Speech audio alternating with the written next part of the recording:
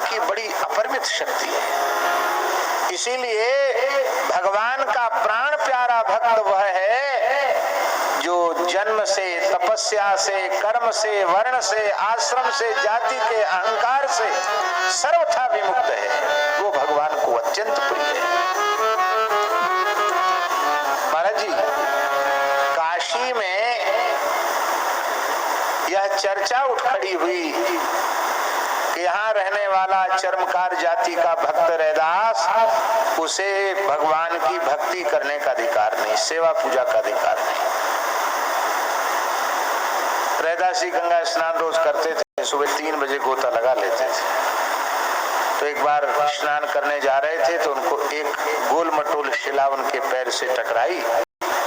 तो उनको लगा कि चलो कुछ न कुछ उपासना के लिए चाहिए, तो उन्हीं को अपने ठाकुर मान के वो सेवा करते। बताओ, भगवान को चंदन लगाता, तुलसी चढ़ाता, भोग लगाता, सेवा करता, ये काम चर्मकार का। काशी नरेश के कानों में ये बात डाल दी कि महाराज ये अशास्त्रीय कर्म यहाँ हो रहा है, इसका दुष्परिणाम हो गया दुर्भिक्षम मरुणम भयम, क्या महामारी फैल जाएगी, अकाल पड़ जाएगा, कोई भय का वातावरण उपस्थित हो जाएगा, जल्दी इसको रोको नहीं तो सब उठपटांग हो जाएगा। राजा लोग कान के कच्चे होते हैं, उन्होंने कहा ठीक है, दरबार में बुलाया।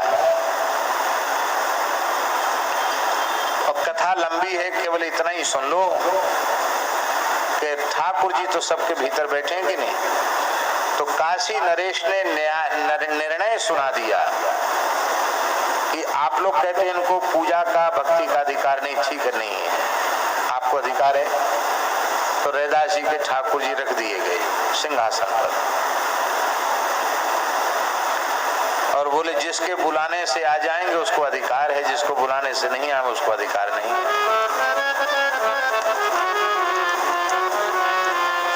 वो सोचते थे कि हम सस्वर वेद पारायण करेंगे, भगवान जरूर आएंगे। वेद पाठ करते करते उनके विचारों के कंठ, भगवान तो हिले तक नहीं। राजा ने कहा देखो, तुमको जो समय दिया था वो समय पूरा हो गया, समय का अतिक्रमण हो गया, अब रैदास जी की बारी है। अब रैदास जी आप बुलाओ भगवान। रैदास जी रोने लगे, बोले प्रभु मैं पढ़ा लिखा नहीं, अज्ञानी हूँ, गुरु दीनहीन हूँ, जाति भी ओछी, कर्म भी ओछा, ओछा कसब हमारा, मैं सब बात में नीच हूँ, हे नाथ आपको छोड़कर मेरा कोई आश्रय। और गाते गाते, रोते रोते श्री रैदास जी ने कहा पतित पावन नाम आज साच कीजिए। हे नाथ आपका नाम पतित पावन है, तो पतित उपस्थित है, इसे पावन कीजिए। पतित पावन नाम आज साच कीजिए, छाड़ी आइए कि तो बुलाए लीजिए। या तो विलंब त्याग कर मेरे पास आ जाइए, नहीं तो इशारा कीजिए, मेरे प्राण आपके चरणों तक पहुंचने के लिए छटपटा रहे। इतना कहते ही ठाकुर जी सिंहासन के सहित उठे आए और रैदास जी की छाती से लगे। राजा ने अपना मुकुट उतार कर चरणों में रख दिया।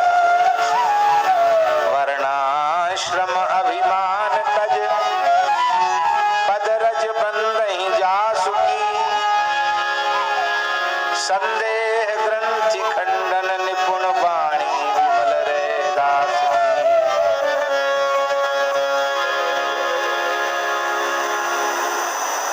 नारायण जी महाराज, नारायण दास जी महाराज, खेड़ा पाठ के जो मूल संस्थापक महापुरुष थे श्री रामदास जी महाराज, उनके पुत्र भी थे, शिष्य भी थे, श्री दयालदास जी महाराज। खेड़ापा राम स्नेही परंपरा की आचार्य पीठ है। तो महाराज जी पूर्व जन्म में श्री रामदास जी महाराज जीवन मुक्त महापुरुष थे। पवित्र ब्राह्मण कुल में उनका जन्म हुआ था। तत्वज्ञानी संत थे, महान विद्वान थे और सन्यासी थे, चतुर्थाश्रमी थे, भगवान के महान भक्त थे। और उनके शिष्य जो दूसरे जन्म में हुए श्री दयालदास, उनके शिष्य जन्म में भी शिष्य ही थे, गुरु महाराज के पास ही रहते थे। वो भी परम विद्वान थे, उनका भी जन्म विप्रकुल में ही हुआ था। और वो एकादशी को जागरण करते थे रामदास जी महाराज, तो उसमें तमाम लोग आते थे, कीर्तन करते थे। एक निम्न जाति का व्यक्ति था, वो भी सत्संग में आता था, बैठता था, सुनता था, बड़ा भक्त था। उसने एक बार रामदास जी महाराज से कहा कि क्या मेरे घर में भी एकादशी का कीर्तन हो सकता है क्या? अरे बोले क्यों नहीं हो सकता, सब जीव भगवान के हैं, भगवान की दृष्टि में कोई ऊंच नीच थोड़ा ही है, क्यों नहीं हो सकता? जरूर हो जाएगा। बस तुम अपने घर के आंगन को गाय के गोबर से लीप के रखना और बीच में तुलसी जी विराजमान कर देना, हम आ जाएंगे। आए, उन्होंने कीर्तन किया। अब कीर्तन किया तो उसके जाति बिरादरी के लोग, परिवार कुटुंब के लोग भी आए, कीर्तन में आए, बढ़िया हुआ। इस बात से गुरु महाराज की, वो जमाना था, बड़ी निंदा होने लगी। कह रहे बताओ उसके यहाँ चले गए, ये किया वो किया, तो निंदा होने लगी। तो उनके शिष्य जो दयालदास जी थे उनको अच्छा नहीं लगा। उन्होंने गुरु जी से कहा कि गुरु जी आप सब जीवों को सत्संग तो दे ही रहे थे, उसके घर जाने की आपको क्या जरूरत पड़ गई? आपने अपने कुल का और अपने विद्या का, अपने उसका गौरव का बिल्कुल विचार नहीं किया। आप चलिए, आपकी निंदा हो रही है, विचार करना चाहिए।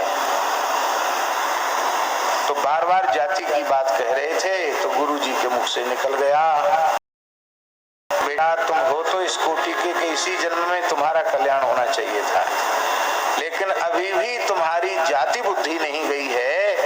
भक्त के प्रति तुम्हारे मन में जाति बुद्धि है, ये खोट है तुम्हारे मन में,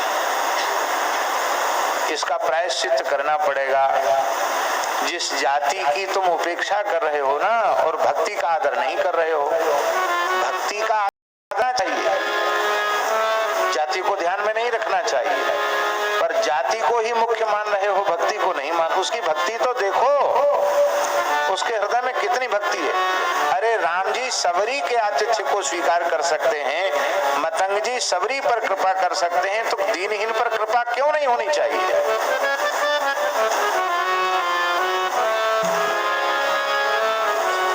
तो तुम्हारी भक्त के प्रति भक्त बुद्धि न होकर जाति बुद्धि है, इसलिए तुमको दूसरा जन्म लेना पड़ेगा और उसी जाति में उत्पन्न होना पड़ेगा। नहीं तो इसी शरीर से काम बन जाता है, ये कसर रह गई तो दूसरा जन्म लेना पड़ेगा, उसी जाति में पैदा होना पड़ेगा। इन्होंने चरण पकड़ लिए, बोले गुरु जी आपके मुंह से जो निकलेगा वो सत्य ही, इसमें तो संदेह है नहीं। पर मैं भी चरण पकड़ के कहता हूँ कि मैं जन्म लेने के लिए तो तैयार हूँ, राजी हूँ, पर आप ही मेरे पिता बने और आप ही मेरे गुरु बने। बोलो भक्त वत्सल भगवान की। गुरुजी बोले भाई चेला बड़ा चतुर है, गुरुजी को भी फांस लिया, को भी लपेट लिया, चलो कोई बात नहीं हम आएंगे। और वे परम सिद्ध संत श्री रामदास जी महाराज खेड़ापा, उनके शिष्य श्री दयालदास जी महाराज, क्या कहें महाराज जी, गुरु शिष्य दोनों ही सिद्ध कोटि, परम सिद्ध।